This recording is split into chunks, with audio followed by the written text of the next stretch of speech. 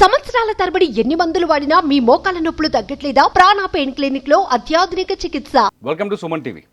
తెలంగాణలో రుణమాఫీ, రైతు భరోసా అంశాలపైన తీవ్రంగా చర్చ జరుగుతోంది. ముఖ్యంగా రైతు భరోసా పైన ప్రభుత్వం ఎటువంటి నిర్ణయం తీసుకుంటుందన్నది ఆసక్తికరంగా మారింది. ఇప్పటికే రైతు భరోసా పైన ముఖ్యమంత్రి రేవంత్ రెడ్డి లాస్ట్ కేబినెట్ భేటీలో మంత్రివర్గ ఉపసంఘాన్ని నియమించారు. ప్రస్తుతం మంత్రివర్గ ఉపసంఘం క్షేత్రస్థాయి నుంచి రైతుల అభిప్రాయాల్ని రాతపూర్వకంగా తీసుకుంటున్నారు. ఇదే అంశంపై మనతో మాట్లాడడానికి కాంగ్రెస్ అధికార ప్రతినిధి భవానీ రెడ్డి స్టూడియోలో ఉన్నారు. మేడం నమస్కారం. నమస్తే మేడం, తెలంగాణలో ఒక రకంగా చెప్పాలి అంటే ఇప్పుడు ఎలక్షన్స్ అయిపోయినాయి. రేవంత్ రెడ్డి ప్రభుత్వం రైతుల ఫెస్టివల్ చేస్తున్నట్టుగా కనిపిస్తోంది. మొన్న కేబినెట్ భేటీలో ఎవరు అంటే జరుగుతుందా ఇది జరగదా అని హరీష్ రావు లాంటి కీలక నేత, గతంలో బీఆర్ఎస్లో మంత్రిగా పనిచేసిన హరీష్ రావు ఏకంగా రాజీనామా లేఖను కూడా తీసుకొచ్చి సవాల్ చేశారు.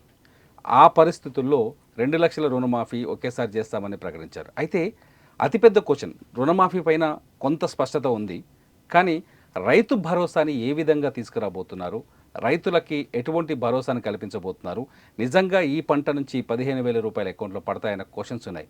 దీనిపైన ప్రభుత్వం ఎలా ఆలోచిస్తోంది? మీరు ఇందాక ఇంట్రోలో మంచిగా చెప్తా ఉన్నారు, చాలా తీవ్రంగా చర్చ జరుగుతుందని. తీవ్రంగా అంటే మంచి చర్చ జరుగుతుంది, అదే తీవ్రంగా జరుగుతుంది. సో అదొకటి. తర్వాత హరీష్ రావు నిజంగా మీరు అన్నట్టుగా రాజీనామాకు సిద్ధంగా ఉండాలి. మరి ఆయన ఎక్కడి నుంచి వచ్చిండో అక్కడికి పోవడానికైతే హీ షుడ్ బి ప్రిపేర్డ్. ఎందుకంటే మేము ఆగస్టు 15 అన్నాం, కానీ అంతకన్నా ముందే కంప్లీట్ చేసే యోచనలో ఉన్నారు గౌరవ ముఖ్యమంత్రి గారు. ఇప్పుడు జూలై 1 నుంచే మొదలు పెడతా ఉన్నారు. సో ఎండింగ్ వరకల్లా అయిపోతుంది. అదొకటి. తర్వాత రైతు మీరు అన్నట్టు రైతు భరోసా, రైతు బీమా కూడా, తర్వాత ఇది కూడా మన లోన్ వేవింగ్ కూడా.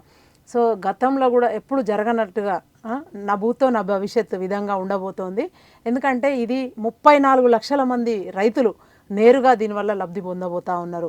అంటే ఎప్పుడు కూడా వాళ్ళకు అప్పు అనేది అట్లా చేసుకొని అది అట్లనే ఉండిపోయిన పరిస్థితి. గత ప్రభుత్వం కూడా బీఆర్ఎస్ వాళ్ళు కూడా చేస్తామని చెప్పి ఏదో కొంత మేరకు చేసినట్టుగా ఉంది. బట్ అది వడ్డీలకు కూడా సరిపోలేదు. వచ్చినట్టు బ్యాంకర్లు అయితే వాళ్ళ వడ్డీ కింద జమ కట్టుకున్నారు. సో ఏకకాలంలో రుణమాఫీ చేస్తామని ఆయన 10 ఏళ్ల మేనిఫెస్టో మొత్తం, అంటే ఏ పార్టీకైనా కూడా ఒక 5 సంవత్సరాలే ఉంటుంది ఇస్తారు మ్యాండేట్ ఓటర్స్ అని, అది విస్మరించి కేసీఆర్ గారు 2014 అదే చెప్పిండు, తర్వాత 18 అదే చెప్పిండు. బట్ ఏకకాలంలో రుణమాఫీ చేయలేదు. సో అది ఇప్పుడు మేము గతంలో కూడా కాంగ్రెస్ ప్రభుత్వం ఉన్నప్పుడు రుణమాఫీ చేసినాము, సక్సెస్ఫుల్ రైతు బాంధవుడిగా పేరు తెచ్చుకున్నాము. కాంగ్రెస్ ప్రభుత్వం ఎట్లా అంటే ఇప్పుడు కూడా అంతే, దానికి కట్టుబడి ఉంది. మేము చేస్తామన్నవి ఖచ్చితంగా చేస్తాం. 6 గ్యారంటీల్లో ఒక హామీ రైతు భరోసా, అది కూడా మీరు అడిగినట్టుగా రైతు భరోసా కూడా ఇవ్వబోతా ఉన్నాము. సో రైతు భరోసా విషయంలోకి వచ్చేసరికి బీఆర్ఎస్ ప్రధానంగా ఇప్పుడు ప్రభుత్వంపై ఒక ఆరోపణ చేస్తుంది. గతంలో మేము రైతు ఉంటే చాలు పట్టదారు పాస్ పుస్తకం ఆధారంగా ఎకరాకి 5,000 చొప్పున, పంటకి 5,000 చొప్పున పంట సాయం చేసాం, ఆర్థిక సాయం అందించాం. కానీ ఇప్పుడు ఎందుకు మంత్రివర్గ ఉపసంఘాన్ని ఏర్పాటు చేయాల్సిన అవసరం ఏర్పడింది? గతంలో మీరు చెప్పారు మేనిఫెస్టో ఎలక్షన్స్లో ఎకరాకి 15,000 రూపాయలు సంవత్సరానికి ఇస్తున్నారు. అదే విధంగా ఇస్తే సరిపోతుంది.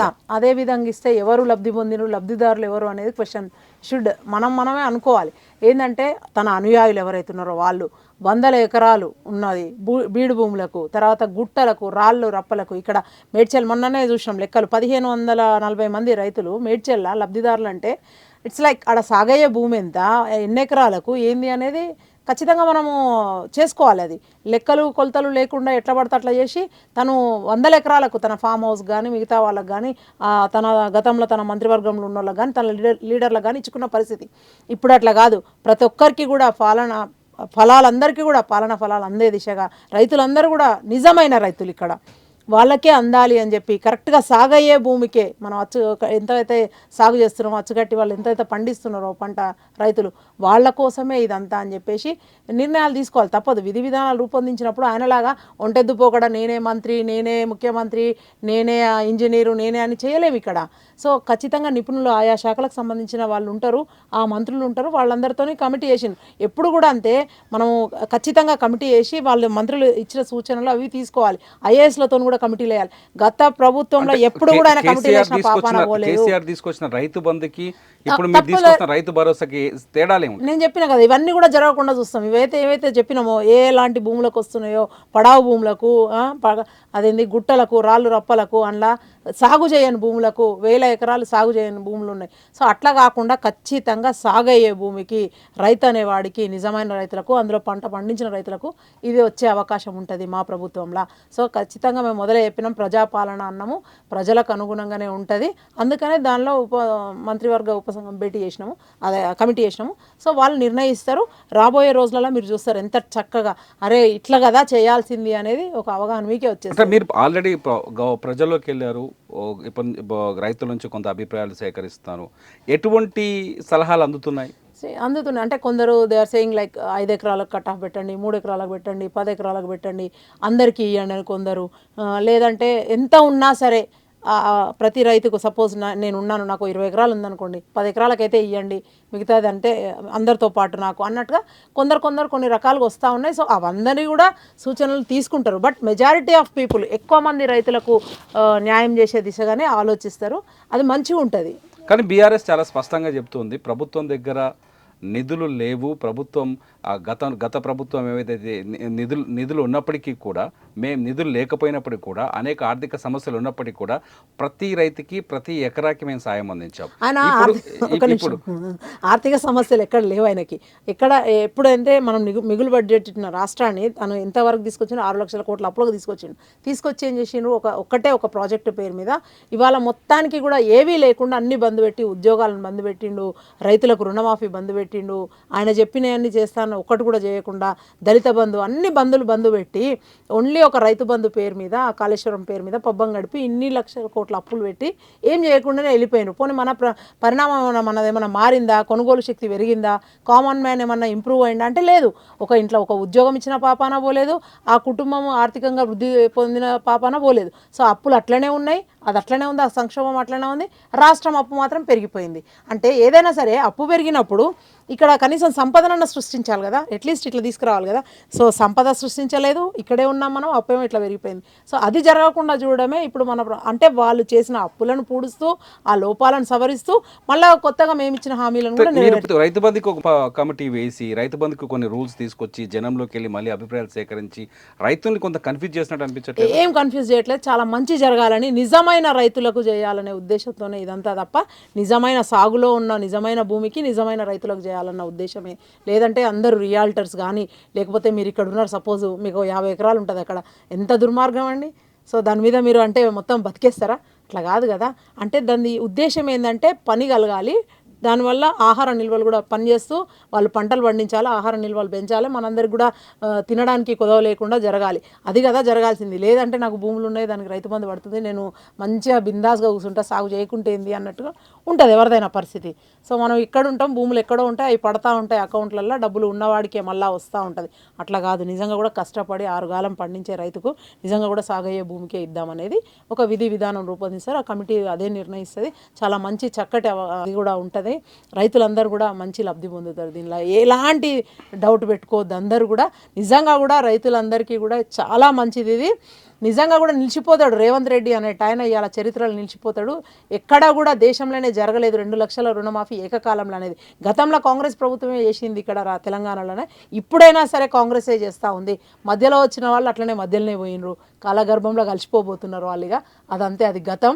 సో ఇప్పటికీ మేమే నిలిచిపోతామని చెప్పారు. కానీ కాంగ్రెస్ పార్టీ మీద కానీ, రేవంత్ రెడ్డి ప్రభుత్వం మీద కానీ మొదటి నుంచి ఒక ఆరోపణ స్పష్టంగా వినిపిస్తుంది, మీ ప్రతిపక్ష పార్టీలు కూడా చెప్తున్నాయి. ఎన్నికలకు ముందు ప్రతి ఒక్కరికి మీరు ఇచ్చిన 6 గ్యారెంటీలు ప్రతి ఒక్కరికి 6 గ్యారెంటీ అందజేస్తామని చెప్పారని, ఎన్నికల తర్వాత వైట్ రేషన్ కార్డు ఉన్న వాళ్ళకు మాత్రమే ప్రభుత్వ పథకాలు వర్తింపజేస్తామని, అందుకనే ఒక సామాజిక సర్వే చేసిందని చెప్పేసి ఒక ఆరోపణ ఉంది. అంటే కొందరికి ప్రత్యేకంగా చూస్తారా, లేకపోతే అందరికీ అన్ని పథకాలు అందేటట్టు ప్లాన్ చేస్తారా? అంటే అవసరం లేదు. ఇప్పుడు మీకు అవసరమా, నాకు అవసరమా, నాకు అవసరం లేదు, మీకు అవసరం లేదు. నిజంగా కూడా అవసరం ఉన్న వాళ్ళకి చేయడం అనేది ఉద్దేశం. సో అంటే అందరికీ ఇస్తామంటే అందరికీ అనేది కాదు కదా ఉద్దేశం, అది అవసరంలో ఉన్న అందరికీ ఇస్తాము అని చెప్పి. సో కొత్త రేషన్ కార్డు దాదాపు 18 లక్షల రేషన్ కార్డులు పెండింగ్లో ఉన్నాయి. 10 ఏళ్ళ నుంచి ఒక్క రేషన్ కార్డు ఇవ్వలేదు వాళ్ళు. ఇవాళ ప్రతిపక్షాలు మాట్లాడితే వాళ్ళకే వదిలేస్తున్నాం, ఇట్స్ జస్ట్ హాస్యాస్పదం అని అంటాం మేము. ఎందుకంటే ఆయన ఏం చేయకుండా ఎదుటోళ్ళు చేసిన వాళ్ళకి అది చేస్తలేరు, ఇది చేస్తలేరు అంటే కొడుగుడు మీద ఈకలు బీకినట్టే ఉంటుంది. సో మేము నిజంగా కూడా కట్టుబడి ఉన్నాం. ఇచ్చిన 6 గ్యారెంటీలు ఖచ్చితంగా 5 గ్యారెంటీలు ఆల్రెడీ అమలైనాయి. ఇది లాస్ట్ ఇప్పుడు రైతు భరోసా కూడా అమలు చేయబోతా ఉన్నాము. అనుకున్న ప్రకారంగా అన్ని చేసే తీరుతాము. ఉద్యోగాల కల్పన అన్నాము, ఉద్యోగాలు ఇచ్చి తీరుతాము. తర్వాత 500 సిలిండర్ అని చెప్పినాము, ఇచ్చేస్తున్నాము. 200 యూనిట్ల వరకు ఎలక్ట్రిసిటీ ఫ్రీ అన్నాము, అది ఇస్తున్నాము. కొత్తగా రేషన్ కార్డులు చెప్పినాం కదా, ఐడెంటిఫై చేసి కొత్త రేషన్ కార్డులు కూడా ఇవ్వబోతా ఉన్నాము. మొన్ననే పౌర సరఫరాల శాఖ మంత్రి గౌరవ ఉత్తమ్ కుమార్ రెడ్డి గారు కూడా చెప్పున్నారు, we are going to give new ration cards అని చెప్పి. సో చక్కటి we have to welcome all of అవి వదిలిపెట్టి ఏం చేయలేదని 60 కోట్ల మంది ఆల్రెడీ మహిళలు నిన్న కూడా రికార్డ్ స్థాయిలో 20 లక్షల మంది అంట ప్రయాణాలు, ఉచిత బస్ ప్రయాణం, దే ఆర్ అవైలింగ్ అండ్ చక్కగా పోతా ఉన్నారు, అన్నీ నడుస్తూ ఉన్నాయి. వాళ్ళకి ఏంటంటే ఇప్పుడు ఎట్లా బీఆర్ఎస్ అనే పార్టీకి ఉనికి కోల్పోతాం, ఇక లేదు, స్కోప్ లేదు. సో ఆ బీజేపీ అనే వాళ్ళు ఏదో ఎగిరినరు, అంత లేదు తెలంగాణలో. సో అట్లా అని చెప్పి ఇక వాళ్ళు ఏదో వేయాలి, బురద చల్లాలి. ఎట్లా చేస్తారంటే చేసి చూపిస్తాము, చేసి బరాబర్ చేసి చూపిస్తాం. 41,000 కోట్లు ఖచ్చితంగా దీనికి కేటాయించబోతా ఉన్నాం, చేస్తాము. 31,000 కోట్లు ఓన్లీ ఫర్ లోన్ వేవింగ్, తర్వాత 7,000 కోట్లు మనం దీనికి అనుకున్నాం, తర్వాత 3,000 కోట్లు బీమాకు అనుకున్నాం. సో ఇట్లా చిత్తశుద్ధి ఉంటే ప్రభుత్వాలు ఖచ్చితంగా చేసి తీరుతాయి. ఆయనకు ఆ చిత్తశుద్ధి లేకనే ఇంటికో ఉద్యోగం అన్నాడు, విస్మరించిండు. తర్వాత KG to PG విద్య అన్నాడు, అయిపోయింది. తర్వాత 1,00,000 ఉద్యోగాలు అన్నాడు, దాన్ని పక్కన పడేసిండు. 3 ఎకరాలు ప్రతి కుటుంబానికి అన్నాడు, neither can't be created or ఏమంటారు కదా, ఇట్స్ నాట్ బి డెస్ట్రాయిడ్. దాన్ని కూడా ఏదో తీసుకొని 3 ఎకరాలు ఇస్తా, అదేదో ప్రోడక్ట్ లాగా ఆయన ప్రొడక్టివిటీ చేస్తా, ఏదో ఫ్యాక్టరీలో తయారు చేస్తా అని 3 ఎకరాలు ఇస్తాను అంటే ఆచరణకు సాధ్యం కానీ హామీలు అనేవి అవి. ఇట్లాంటివన్నీ ఈ చిన్న వేరాజ్, ఈ రుణమాఫీ, ఇట్లాంటివన్నీ ఉద్యోగ కల్పన, ఇవన్నీ కంపల్సరీ. అవి చేస్తూ కూడా మళ్ళీ అభివృద్ధి దిశలో కూడా వెళ్తూ ఉన్నాము. ఒకటే సంక్షేమం ఒకటే కాదు, 2 కంపల్సరీ జరగాలి. సో ఆయన కేసీఆర్ గవర్నమెంట్లో ఏం జరగలేదు, అభివృద్ధి కుంటుపడ్డది, ఇటు సంక్షేమం కూడా ఆయన ఇస్తా అన్న పథకాలు. అందుకే కదా మీరు తీసుకొచ్చిన రైతు భరోసా, రైతు బంధు నుంచి వచ్చిందే కదా. అంటే నేను చెప్పేది ఏంటంటే అదొక్కటి పెట్టి మిగతా బంద్ పెట్టిండు. సో ఇప్పుడు అది పెట్టి ఏం చేసిండ్రు, రైతులకు వచ్చే ఇన్పుట్ సబ్సిడీస్ బంద్ అయినాయి, మద్దతు ధర ఇయ్యలేదు ఆయన. కానీ మేము మద్దతు ధర ఇస్తామని చెప్పినాం, 500 మద్దతు ధర ఇచ్చి చూపించినాం కదా, మొన్న కొన్నాం కదా, పండిన ప్రతి గింజను లాస్ట్ వరకు ధర ఇచ్చే కొన్నాం కదా, irrespective of the moisture content ఎంత ఉండని, అది 17 ఉన్నా కూడా కొన్నాం, లాస్ట్కి వచ్చే వరకు ప్రతి గింజ కొన్నాం. అన్ని లక్షల మెట్రిక్ టన్నుల ధాన్యాన్ని కొన్నాక ఇంకా మళ్ళీ వాళ్ళు మద్దతు ధర ఇస్తారు మళ్ళీ. సో ఇట్లా ప్రతి దానికి కూడా మేము ఎక్కడ కూడా మాకు అసలు వాళ్ళు ఇది గారు దగ్గరలో కూడా వాళ్ళు చేసిందంతా వాళ్ళు చెప్పినవన్నీ చేస్తే బాగుండేదని మేము అనుకుంటాం, కానీ మేము చేసి చూపిస్తున్నాం అవన్నీ కూడా ఇవ్వాల. సో అది అక్కడ మాకు వాళ్ళకు అసలు కంపారిజన్. అంటే ఇప్పుడు తీసుకురాబోతున్న రైతు భరోసా పథకంలో ఎవరెవరికి ఎక్కువ బెనిఫిట్ ఉండే అవకాశం ఉంది? అంటే రైతులతో పాటు రైతు కూలీలకు బెనిఫిట్ ఇస్తాం, రైతు కూలీలు, తర్వాత కౌలు రైతులకు అందరికి కూడా న్యాయం జరిగేటట్టు ఉంటుంది. అంటే ఏదో ఒక సెక్షన్, ఇప్పుడు రైతు కూలీ తన దానిలోనే తను కాదు కదా, ఏదో ఒకటి వస్తుంది కదా తనకి. సో ఖచ్చితంగా ప్రతి ఒక్కరికి అది వర్తించేటట్టుగా చేస్తాము. సాగు చేసే భూమికి అన్నాం అనుకో, అందరు వచ్చేస్తారు కదా అందులోకి. అది రైతు కూలీ చేస్తాడా, లేకపోతే కౌలు రైతు చేస్తాడా, రైతుదా, అది ఎవరైనా సరే సాగు చేసే భూమికి ఇస్తామన్నప్పుడు will identify them and give. We have that mechanism. అంతకుముందు కౌలు రైతులే కాదని ఒక సింగిల్ లైన్లో తీసి పడేసి అలా దాదాపు సగం పైగా కౌలు రైతులే చేస్తారు మన దగ్గర. సో వాళ్ళందరినీ కూడా అడ్డంగా గొంతు కోసిండు, వాళ్ళకి ఇయ్యలేదు ఎక్కడ కూడా. సో మనం అట్లా కాదు ఇవ్వాల, కౌలు రైతులు రైతు కూలీలు అందరికీ కూడా, రైతు అనే ప్రతి ఒక్కరికి కూడా. అందులో మళ్ళీ డిఫరెన్షియేషన్ ఏంటండి. రుణమాఫీ వైపోద్దాం ఒకసారి. గతంలో రుణమాఫీ అనేది సరిగ్గా జరగలేదు, ఈసారి ఏకకాలంలో 2 లక్షలు ఒకేసారి రుణమాఫీ చేయబోతున్నామని చెప్తాను. రైతుల నుంచి మీకు ఎటువంటి రియాక్షన్ కనిపిస్తుంది? వాళ్ళందరూ కూడా చాలా హ్యాపీగా ఉన్నారు. నిజంగా కూడా ఇట్లా మనకు వాళ్ళు మొదలే అనుకున్నారు, గతంలో కాంగ్రెస్తోనే జరిగింది ఇది, ఖచ్చితంగా మాట ఇస్తే ఖచ్చితంగా చేస్తారు వీళ్ళు. ఎందుకంటే కర్ణాటకలో కూడా మేము ఇచ్చినాము, ఆ హామీలు అమలు చేసినాము. ఏమంటే ఇక్కడ ఎలక్షన్ వచ్చింది, నమ్మిండ్రు ప్రజలు. సో ఇప్పుడు కూడా వాళ్ళందరూ కూడా చాలా హ్యాపీగా ఉన్నారు. We are getting lot of applause. అంటే ఒక ఇట్లా నిలిచిపోతాడు ఇక రేవంత్ రెడ్డి అంటే, ఆయన చరిత్రలో నిలిచిపోతాడు. కాంగ్రెస్ అనేది ఇక గుప్తుల కాలాన్ని మరిపిస్తుంది, ఇంకో 20 ఏళ్ళైనా వస్తుంది. మీరు 5 ఏళ్ళకో 10 ఏళ్ళకో అనుకుంటుండ్రు ఇంకా కాంగ్రెస్ నిలిచిపోతుందని. అట్లా రకరకాలుగా, అంటే నేను ఇది ఏదో ఇట్లా చెప్తున్నాను కాదు కానీ, ఎగ్జాగరేట్ చేసి చెప్తున్నాను కాదు కానీ, చాలా అంటే మాకు రోజువారీగా మీకు కూడా తెలుస్తుంటుంది బయటికి పోతే. సో దీని మీద ఇవాళ పెట్టిండ్రు పిలిచి, దీని మీద టాపిక్ ఉంది అని అంటేనే మంచి అప్లాస్ వస్తుంది అన్నట్టుగానే. అంటే ఇది మంచి డిబేటబుల్ టాపిక్, ఆర్ మంచి మాట్లాడే టాపిక్, ఆర్ జనాలకు తీసుకుపోవాల్సిన టాపిక్ అని మీరు కూడా అనుకొని ఉంటారు, నేను కూడా అదే అనుకుంటాను. ఎప్పటిలోపు రైతు రుణమాఫీ ప్రక్రియ పూర్తయ్యే అవకాశం ఉంది? As I said like 30th of July అని అనుకుంటా ఉన్నాము. మేము ముందుగా చెప్పినట్టు ఇంకా 15 August అన్నారు కానీ అంతవరకు దాకా కూడా లేదు.